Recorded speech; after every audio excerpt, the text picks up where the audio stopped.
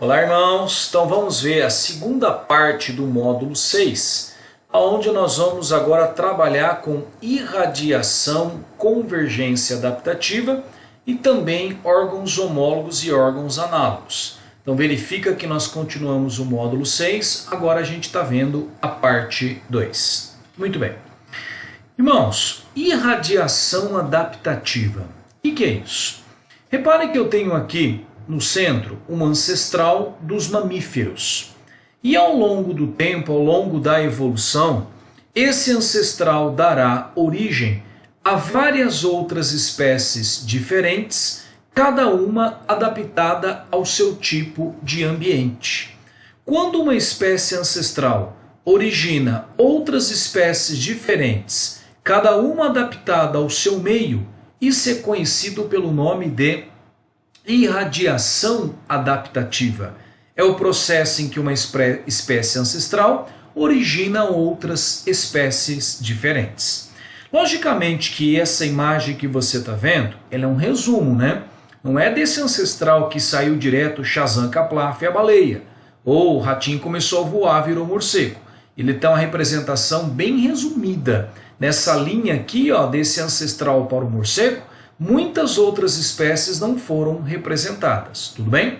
Agora veja, esses caras compartilham um ancestral. Posso dizer então que as espécies de uma irradiação adaptativa apresentam semelhanças anatômicas, embrionárias e bioquímicas entre elas? Posso dizer que sim, porque, irmãos, se eles descendem do mesmo ancestral recente, eles têm características semelhantes. Por exemplo, todos são mamíferos. Apesar das diferenças que você está olhando morfológica, nós conseguimos observar algumas características comuns. Por exemplo, a presença de glândulas mamárias, a presença do músculo diafragma, a presença de pelos, a artéria aorta voltada para o lado esquerdo do coração. Então, apesar das diferenças observadas devido à adaptação a cada um no seu meio, eles compartilham semelhanças entre si. Então podemos dizer, amigos, que irradiação adaptativa, também chamada de divergência adaptativa, é quando uma espécie ancestral origina outras espécies diferentes, cada uma adaptada ao seu tipo de ambiente. Tudo bem? Um outro conceito é a convergência adaptativa. Olha só. Nós temos aqui representado duas espécies, o tubarão e o golfinho. Amigos, tubarão e golfinho apresentam parentesco evolutivo próximo ou bem distante? Parentesco evolutivo distante. Por quê? Tubarão é peixe e golfinho é mamífero. Então existe uma distância considerável entre eles. Agora, apesar desses indivíduos apresentarem parentesco evolutivo distante, nós conseguimos observar algumas características entre eles. Perceba, a presença de nadadeiras parecidas, aquela forma hidrodinâmica do corpo, aquele formato de flecha que facilita a locomoção no ambiente aquático. Tá bom, como é que você me explica que espécies diferentes, sem parentesco evolutivo próximo, apresentam algumas semelhanças? Eles apresentam semelhanças em ambientes parecidos. Vamos pensar comigo? Aldo, você está dizendo então que o ambiente marinho fez o tubarão e o golfinho ficarem assim? Se eu explicar dessa maneira, é uma explicação lamarckista. Vamos pensar um pouquinho?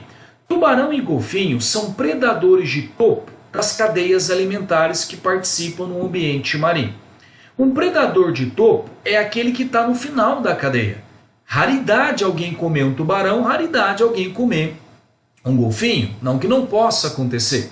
Mas o que um predador de topo deve fazer para conseguir alimento estando naquela posição da cadeia alimentar, ocupando aquele nicho ecológico? Tem que conseguir se locomover rapidamente. E nada melhor do que para se locomover rapidamente do que a presença de nadadeiras e a forma hidrodinâmica do corpo. Então o que aconteceu? Quando as mutações criaram os tubarões e os golfinhos, devem ter criado os tubarões e golfinhos com formas bem diferentes uma da outra. O que o ambiente marinho fez? Selecionou os tubarões e os golfinhos que tinham características propícias para ocupar aquela posição da cadeia alimentar, aquele nicho ecológico. Foram selecionados positivamente, então, tubarões e golfinhos que apresentavam nadadeiras e a forma hidrodinâmica do corpo, não é? Tudo isto selecionou positivamente essas características. Então repare que a pressão seletiva que o ambiente marinho faz para os tubarões é parecida com a pressão seletiva que o ambiente marinho faz para os golfinhos. Então olha aqui que nós podemos dizer, na convergência adaptativa, é quando espécies sem parentesco evolutivo próximo apresentam semelhanças em ambientes parecidos. Amigos, não porque eles são parentes próximos, mas porque sofreram pressões seletivas semelhantes. Vamos melhorar essa explicação? Olha esses animais. Nós temos um sapo, que é um anfíbio, um jacaré, um crocodilo, que é um réptil, e um hipopótamo, que é um mamífero. Então verifica que eles não têm um parentesco tão próximo. O hipopótamo tem parentesco próximo com outros mamíferos. O jacaré tem parentesco próximo com outros répteis. E o anfíbio tem parentesco próximo com outros anfíbios, né? O sapo com outros anfíbios. Só que nós notamos que esses três animais são animais que vivem em ambiente aquático, só que têm respiração pulmonar. Cadê a convergência adaptativa entre eles? Verifique que a linha dos olhos está na mesma linha das narinas. Olhos e narinas na mesma linha do corpo. E qual é a vantagem disso para um animal que vive na água e tem respiração pulmonar? Ele tem que de tempos em tempos subir para respirar. Assim que ele coloca as narinas para fora, ele já observa o ambiente ao mesmo tempo. Se tiver algum problema, ele já afunda, vazare, ele mergulha. Então, se o animal colocasse primeiro as narinas e muito tempo depois os olhos, ele poderia ter sido predado. Houve uma pressão seletiva. Aí você fala, nossa, Aldo, qual que é o gavião giraia que vai conseguir predar um hipopótamo? Você está pensando agora. Essa convergência, essa pressão seletiva, ela aconteceu com os ancestrais do hipopótamo lá atrás. Lembra que no passado nós tínhamos animais muito maiores do que um hipopótamo, não é? Não sabemos se o ancestral do hipopótamo vivia ou não na época dos dinossauros, mas dá para ter uma ideia. Essa pressão aconteceu lá atrás, né? Um animal do tamanho do hipopótamo, seu ancestral, perto de um dinossauro, era um animal pequeno se comparado com isso. Então essa pressão, ela aconteceu lá atrás. Então nós vamos dizer que na convergência adaptativa, nós é um processo em que animais que não têm, espécies que não têm parentesco evolutivo próximo, apresentam semelhanças em ambientes parecidos, não porque são parentes próximos, mas porque sofreram pressões seletivas semelhantes. Tudo bem? Amigos, agora nós vamos observar as diferenças entre órgãos homólogos e órgãos análogos, não é? Isso traz uma certa confusão. Por exemplo, se eu falar assim para você, esses órgãos, o braço do homem com o braço do chimpanzé, com a nadadeira da baleia, com a asa do morcego, seriam órgãos homólogos ou órgãos análogos? E se eu comparar, por exemplo, a asa do morcego com a asa do inseto, são órgãos homólogos ou órgãos análogos? O seu pipi e o pipi de um inseto são homólogos ou análogos? Pensa que tem semelhanças. Bom, para a gente responder essa pergunta, nós temos que procurar pistas, amigos. Procurar pistas. E a primeira pista é a seguinte: órgãos que são homólogos apresentam estruturas, arquiteturas, anatomias parecidas. Órgãos que são análogos apresentam estruturas, anatomias, arquiteturas bem diferentes um do outro. Homólogos, estruturas parecidas, análogos, estruturas diferentes. Vamos melhorar a explicação em cima do exemplo? Olha só, amigos. Nós temos aqui os ossos do braço do homem, a pata do gato, nadadeira da baleia e asa do morcego. Perceba que as cores elas estão indicando aonde o mesmo osso se encontra em todos os indivíduos. Se você reparar, perceba que os ossos que o homem tem no seu membro superior são praticamente os mesmos ossos que todos os outros animais têm. Perceba que até os ossículos que o homem tem nos 5 dedos, nós apresentamos os mesmos ossículos nos outros animais. O que está mudando? A largura, a espessura, o comprimento, uma forma, mas os ossos são praticamente os mesmos ossos. Como é que você me explica então que homem, gato, baleia e morcego apresentam a mesma estrutura óssea? Todos eles são mamíferos. Se todos são mamíferos, apresentam um ancestral comum. Se apresentam um ancestral comum recente, compartilham semelhanças, devido aí, por isso que tem a mesma estrutura óssea. Portanto, todos esses órgãos são homólogos, porque apresentam estruturas semelhantes, não é? Vamos agora dar uma olhadinha nos análogos. Olha o exemplo.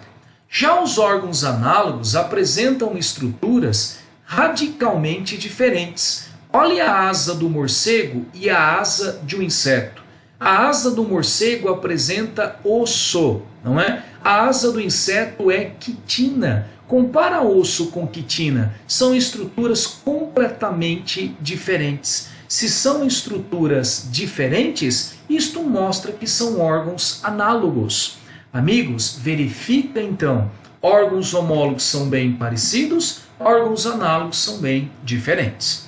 Uma outra coisa que nós podemos usar para separar é a origem embrionária. Os órgãos que são homólogos, eles apresentam a mesma origem embrionária. Os órgãos análogos apresentam diferentes origens embrionárias. Vamos melhorar um pouquinho a explicação em cima do exemplo. Olha só, se eu falo que um órgão, por exemplo, é homólogo a outro, o que seria a origem embrionária?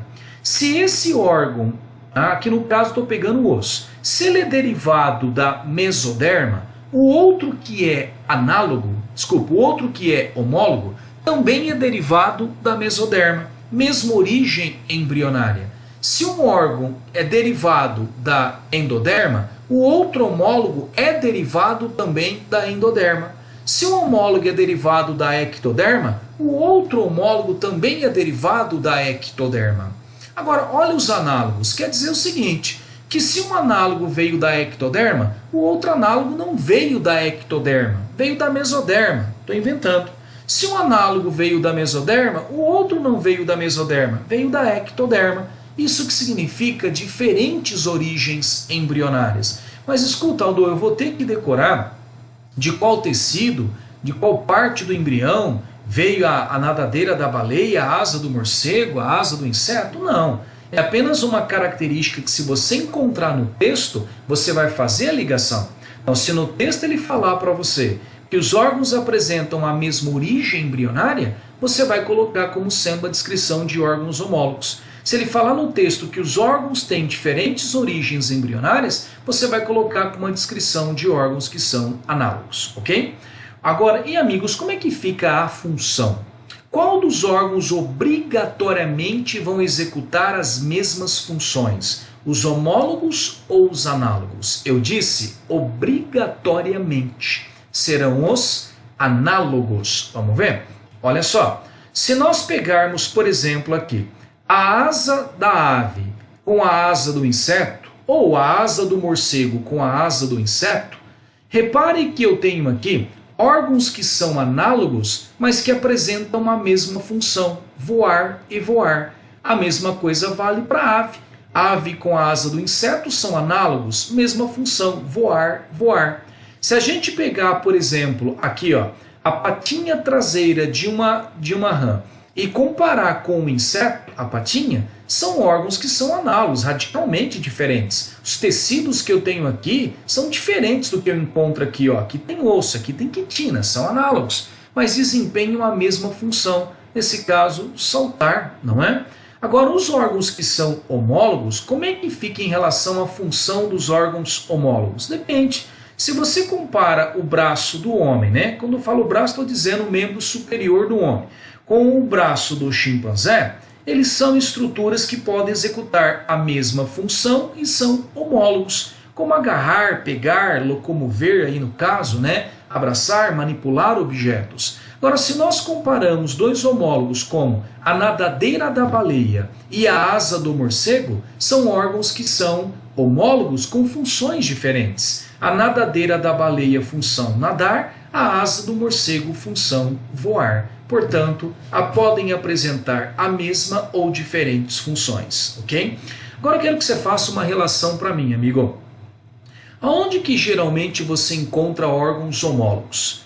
Homólogos são geralmente de espécies que vêm de uma irradiação adaptativa ou espécies de uma convergência adaptativa? Lembra, numa irradiação, os caras são parentes, não tem? Se eles são parentes, eles apresentam maiores semelhanças entre si. E que órgãos que apresentam maiores semelhanças? Os homólogos. Já espécies de uma irradiação adaptativa, geralmente, há exceções, geralmente apresentam uma distância evolutiva grande e os órgãos por isso serão mais diferentes, não é? Então, geralmente, órgãos análogos, nós encontramos espécies que vêm de uma convergência adaptativa, assim como órgãos homólogos estão para espécies de uma irradiação adaptativa. Tudo bem, amigos? Muito bem. Com isso, nós completamos o módulo 6 e vocês têm agora à disposição os exercícios para vocês fazerem. Repara que eu estou indicando qual é o livro, estou indicando para você qual é a página e aquilo que você tem que ler, tudo bem? Lembrando que todas as áreas, todo mundo vai fazer os exercícios. Quem for de biológica faz também a segunda lista e quem for de humanas exatas também faz a terceira lista. Lembrando que a primeira, todas as áreas, todo mundo deve executar. Tudo bem? Dê uma pausa aí no vídeo para que você possa copiar aí com calma os exercícios, ok? E amiguinhos, é isso aí. Força, amigo, garra, vai dar tudo certo. Estamos com vocês, ok? Nessa jornada. Um abração, um beijão para vocês.